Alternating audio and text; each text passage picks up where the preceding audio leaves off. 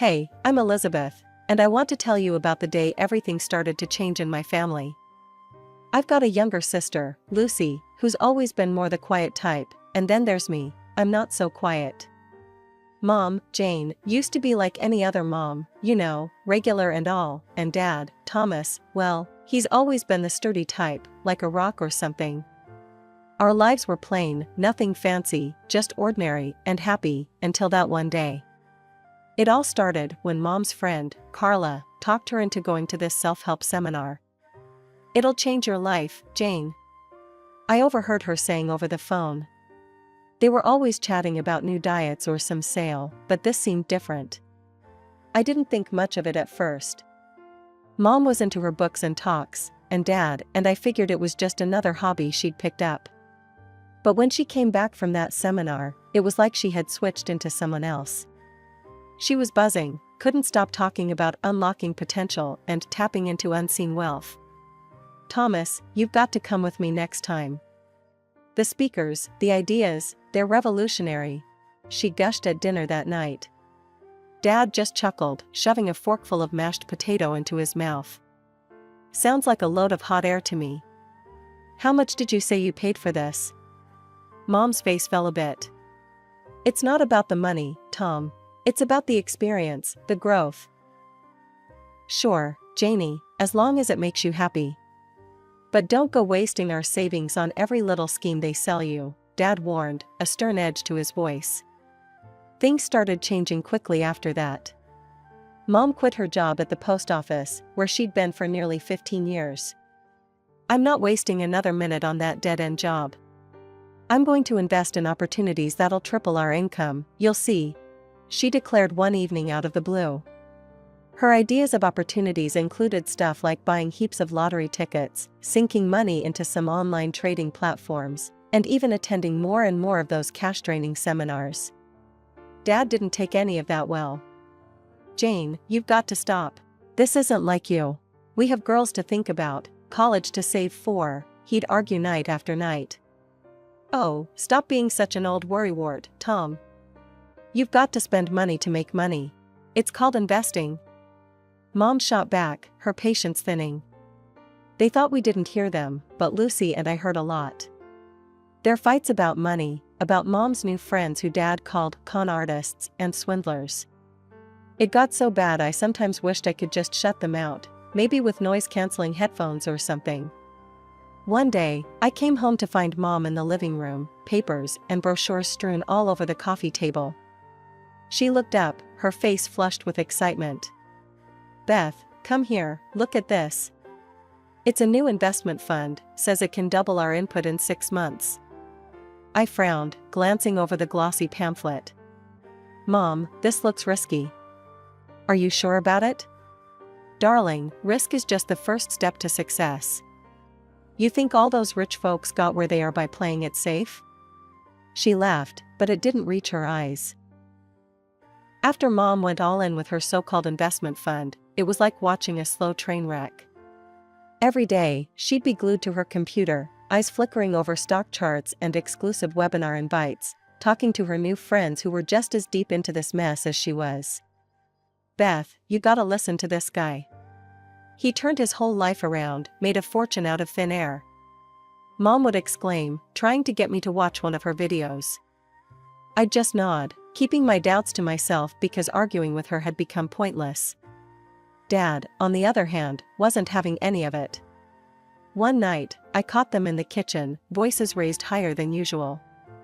Dad was holding a credit card bill, the kind that made your stomach drop. "Jane, what the hell is this? $2,000 on what? More of your damn seminars?" Dad's voice was like a sledgehammer, and Mom flinched but shot back just as hard. "You're so small-minded. You have to spend money to make money, Tom. That's how the world works." Mom retorted, her voice sharp as a knife. I remember Lucy coming into the room then, her eyes wide and scared. She hated their fights more than anything. "Can you guys not do this now?" she pleaded, her voice barely above a whisper. "Stay out of this, Lucy. This is adult business," Mom snapped without turning around, which only made Lucy shrink back, looking helplessly at me. I wrapped an arm around her, wishing I could just whisk us away from all the yelling. The worst part was, it wasn't just the fights. It was seeing how each argument left them, Dad, deflated, sitting at the table with his head in his hands, and Mom, storming off to call one of her business partners to vent. It all came crashing down the day the electricity got cut. I came home to find the lights out, and Mom at the table, surrounded by bills and notices. "Electric's out," she muttered as I walked in, her voice tired and frustrated. "We're a bit tight this month, couldn't make the payment." "A bit tight? Mom, this is serious. We need electricity. What about all the money from your investments?" My voice rose, the worry making my words sharper than I intended. Mom's face crumpled, her usual fiery comeback gone. "It's just not available right now." "That means it's gone, Mom. What are we supposed to do now? How are we supposed to live like this?" I threw my bag on the floor, frustration taking over. Lucy started crying, and I hated it. I hated that she had to deal with this, that we all did. "I'm sorry, girls. I'm trying, I really am," Mom said, her voice breaking, and for a moment, I saw the old her, the mom who used to make sure everything was okay. But sorry wasn't enough to fix this. Sorry wouldn't turn the lights back on. We were all stuck in Mom's sinking ship, and it felt like we were only going deeper down. The real blow came a week before my high school graduation. It was supposed to be a time for celebration, but instead, it turned into the biggest fight we'd ever seen at home. I was in my room trying on my graduation gown when I heard shouting from downstairs. It was loud, even for them. "Jane, how could you do this to us, to your own daughter?" Dad's voice boomed through the house. I rushed down, my heart pounding, to find Mom and Dad in the kitchen, papers scattered all over the counter. Mom looked cornered, her face all flushed, while Dad was holding a bank statement, his hands shaking. "What's going on?" I demanded, glancing between them. "Your mother. She took the money, Elizabeth. The money we saved for your college," Dad said, barely getting the words out. The room spun around me. My college fund, gone? Just like that? I felt like I was going to throw up. "This is unbelievable, Jane. You've crossed a line. How are we supposed to trust you after this?" Dad was yelling now, his face red. "I was going to fix it, Tom. You have to believe me. I didn't mean for it to go this way." Mom was almost pleading now. "Fix it? How, Jane? How exactly were you going to fix this mess?" Dad shouted back. Lucy appeared at the kitchen doorway, her eyes wide with fear. "Stop yelling. Just stop it," she screamed, and suddenly it was like all the air got sucked out of the room. Mom and Dad stopped and looked at her, but Lucy turned to me, tears streaming down her face. "Beth, what's going to happen now?" she sobbed. I hugged her tight, not knowing what to say to make any of this better. "I don't know, Luce, I really don't," I murmured, feeling her shake in my arms. The argument died down after that, but the damage was done. Dad moved out of the house that same night. He packed his bags, saying he needed time to think away from Mom and all the chaos she'd caused. Mom tried to act like everything was normal the next morning, making breakfast and chattering about plans to recover the money. But it was all just noise to me. My head was filled with a million worries about the future. That evening, I found Mom looking through more papers, probably searching for another quick fix. "Mom, why? Why did you do it? Didn't you think about me, about what I'd lose?" I asked, needing to understand. "Elizabeth, I really believed it would work. I wanted to give you more than we ever had, not take away. I thought I was doing the right thing," she said, her voice low. "But you weren't thinking about me, not really. You were thinking about the money," I said, the truth stinging both of us. Mom didn't have an answer. She just sat there, looking lost and defeated. And for the first time, I saw her not as my mom, but as someone who had let her dreams get bigger than her family. It was the kind of realization that changed everything, how I saw her, how I saw our life up to that point. After Dad left, things spiraled faster than I thought possible. He remarried quickly and moved to another city, trying to start fresh, I guess. At first, he called to check on Lucy and me, but those calls stopped coming. Mom had blocked his number and told a story about how Dad had turned his back on us, how he was living it up with his new wife and didn't care to send a dime our way. "He's forgotten about us," just like that, she'd say with a bitterness that colored her every word. I wanted to believe differently, but with Mom controlling all the communication, what else could I think? It was just Lucy, Mom, and me now. College was out of the picture. With no money and no prospects, I took a job at a local diner. It wasn't what I had planned, but dreams had to take a backseat to reality. I was now the one bringing home whatever money I could to keep us afloat. Every paycheck I handed over to Mom, hoping she'd sort out the mess of debts she'd gotten us into. But it seemed like for every step I took to pull us out of the hole, she found a way to dig us deeper. She wasn't working, just constantly hatching new schemes to strike it rich. "It's just around the corner, Elizabeth, I can feel it," she'd say every time I questioned her plans. One evening, after a long shift at the diner, I saw her getting kicked out of the local casino. She was a mess, screaming about being just one win away from getting it all back. I hurried over, my heart sinking. "Mom, what are you doing here?" "I thought you were at home with Lucy," I said, grabbing her arm to steady her. "Let go, Elizabeth. I had it under control. Today was just a bad day, that's all. Tomorrow, I'll win it back, double," she snapped, yanking her arm free. I couldn't believe what I was hearing. "Mom, you're gambling now? With what money?" "I have my ways. And I found a surefire technique online, it'll change everything," she said, her eyes wild with a desperate kind of hope. "A technique? Mom, that's nonsense. You're throwing away everything on a fantasy. Gambling's a trap. It's designed to make the casino rich, not us." I tried to reason with her, but she wouldn't hear it. She just shook her head. "You'll see. I'll fix everything. I just need one good run." The next day, she was gone again, back to the casino, as if our conversation had never happened. I felt so helpless, watching her disappear into her delusions while I scrambled to cover our bills and keep Lucy from seeing how bad things had really gotten. Lucy was turning 15 soon, and I knew exactly what I wanted to get her, a set of clothes that would make her feel like she belonged with her friends, who always dressed in the latest styles. She'd been making do with hand-me-downs and clearance rack finds for too long. So, I started setting aside a bit of cash from each paycheck, stashing it away in a small box on my shelf. It was supposed to be a surprise, a good one, something that'd light up her face. I was at the diner when it happened. I came home late, my feet aching from the long shift, dreaming of the look on Lucy's face when she'd see her gift.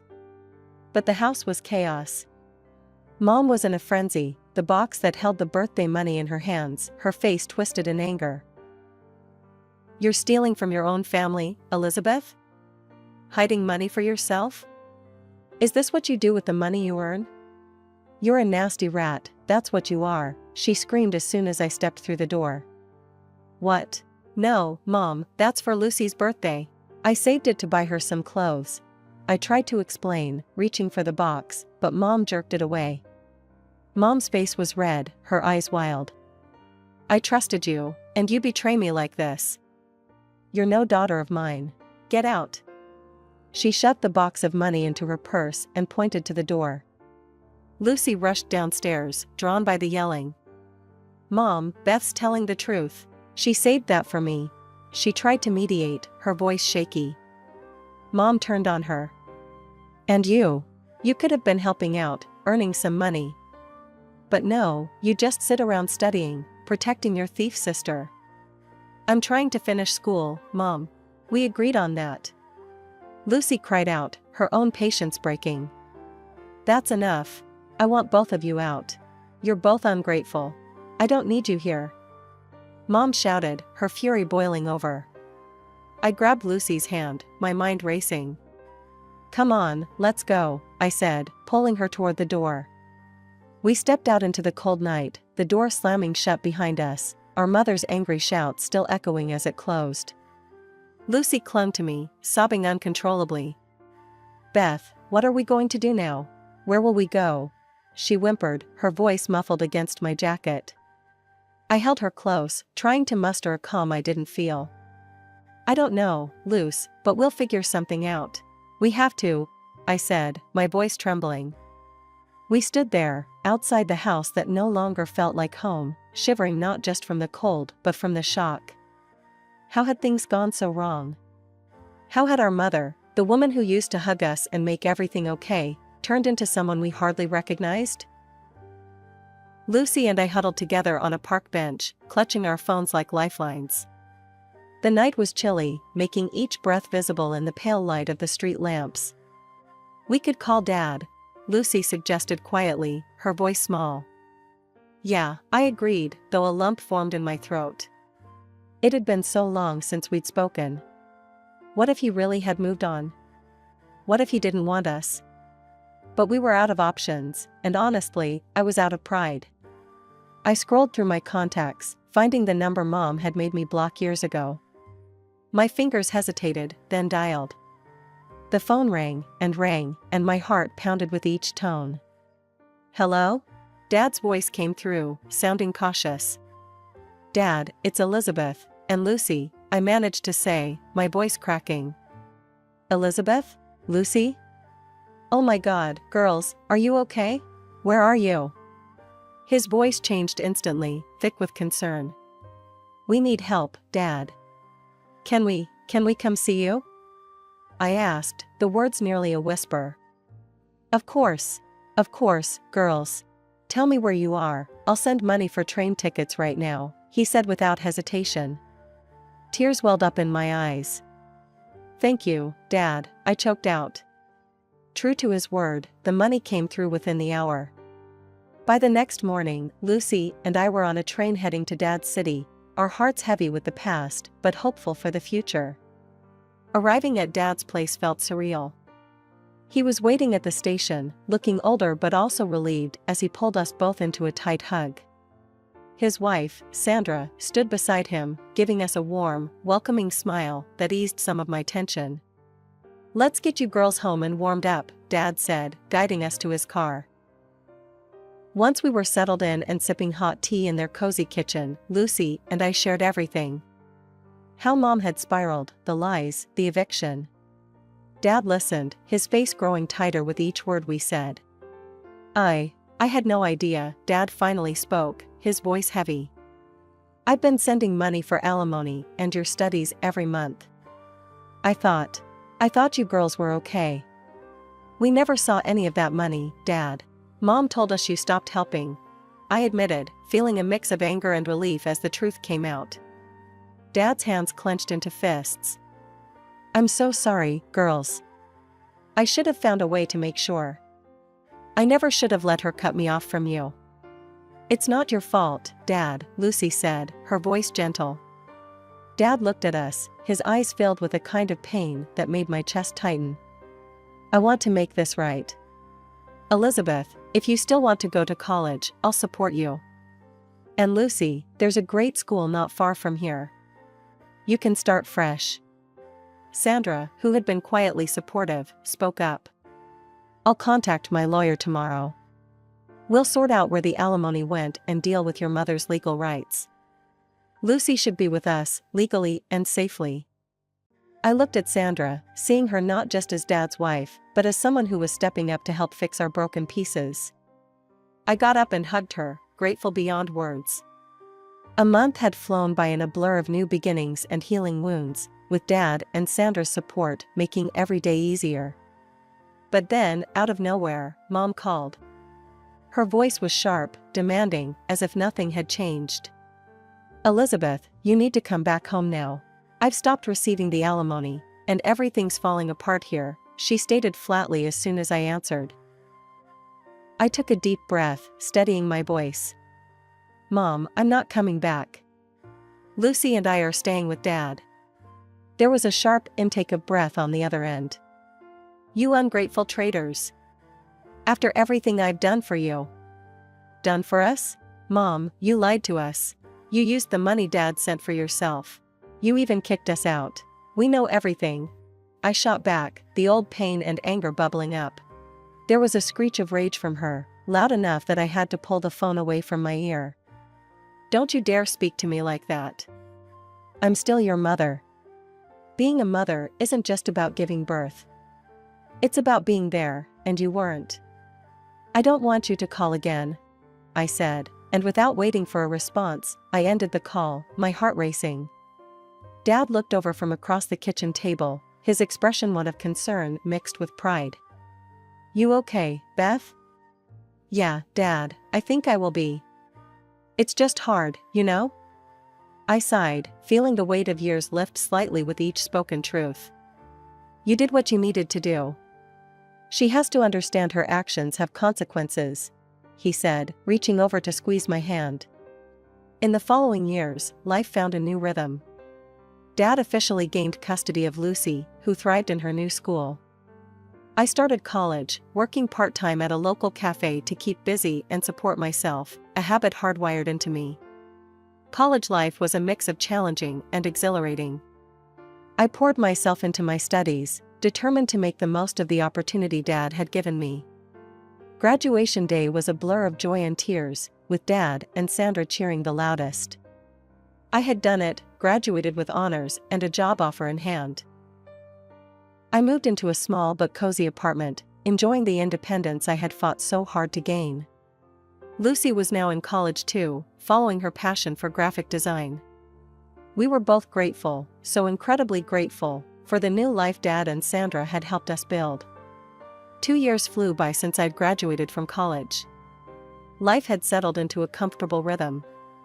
I had a good job that challenged me, and Lucy had just tossed her own graduation cap into the air. Then, one afternoon as I was sorting through emails at work, my phone buzzed with a number I didn't recognize. Curiosity overcame caution, and I answered. "Elizabeth, it's me," came the all-too-familiar voice, frayed with desperation. "Mom?" My heart sank, a mix of old wounds and wary concern bubbling up. "I need your help. I've lost the house, and I owe the bank more than I can ever pay back. I'm on the streets, Elizabeth. You have to help me," she pleaded, her voice cracking. The news hit hard, but years of distance had given me perspective. "Mom, I can't send you money. But I can help you get treatment for your gambling. There's a place not far from here that..."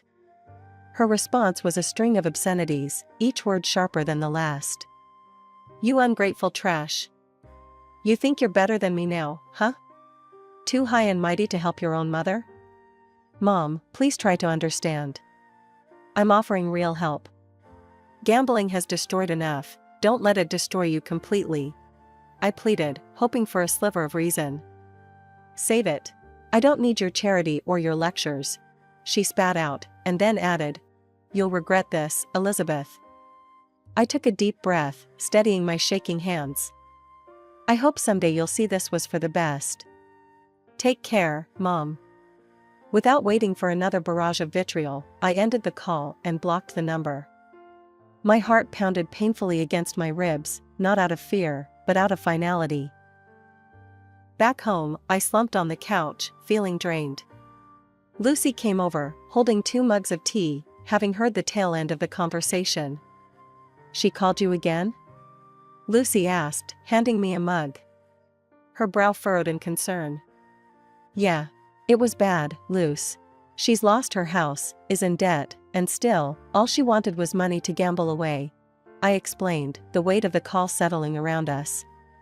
Lucy sat down beside me, her presence comforting. "You did the right thing, Beth. We can't drown with her," Lucy said softly, her voice steady and sure. Her words echoed in my mind. "We can't drown with her." It was harsh, but true.